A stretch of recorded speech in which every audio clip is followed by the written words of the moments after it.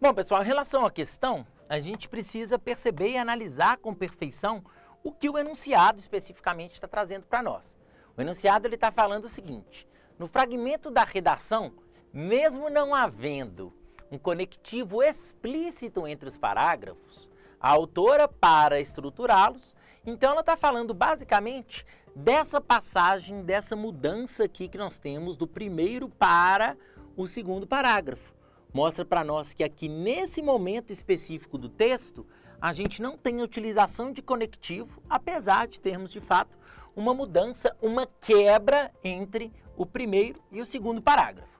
Aí ela pergunta assim: a autora, para estruturá-los. O mais importante é que você perceba que a única possibilidade, a única alternativa certa para nós nessa questão seria a ideia da noção causal. Por que que a gente consegue perceber isso? Bom, se a gente pega para ler no texto, pega lá o último período aqui do primeiro parágrafo, que está escrito assim, ó. Nesse âmbito, pode-se analisar que essa problemática persiste por ter raízes históricas e ideológicas. O Brasil não conseguiu se desprender das amarras da sociedade patriarcal. Quando a gente vê esse trecho especificamente, ele está trazendo para nós a ideia de causa em relação ao trecho anterior. Então a gente tem essa relação. Quais são as causas de que a gente continue com esses problemas? Olha, o Brasil ainda não conseguiu se desprender dessas amarras. Apesar de não ter sido colocado de maneira explícita por meio de conectivos, essa ideia de causa aparece para nós com muita clareza. Pensando nas outras alternativas, a gente consegue com muita tranquilidade eliminar uma por uma.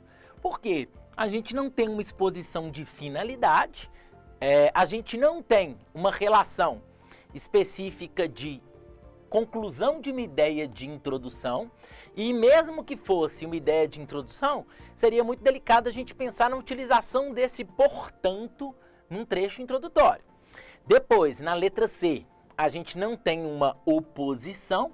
A oposição, a gente deveria ter ideias que fossem de fato opostas, passando um pouco de adversidade, que não é o que ocorre, e não temos também a consequência, mas o que nós temos no caso especificamente é a causa desse aspecto. Essa é a relação específica que existe entre esses dois trechos.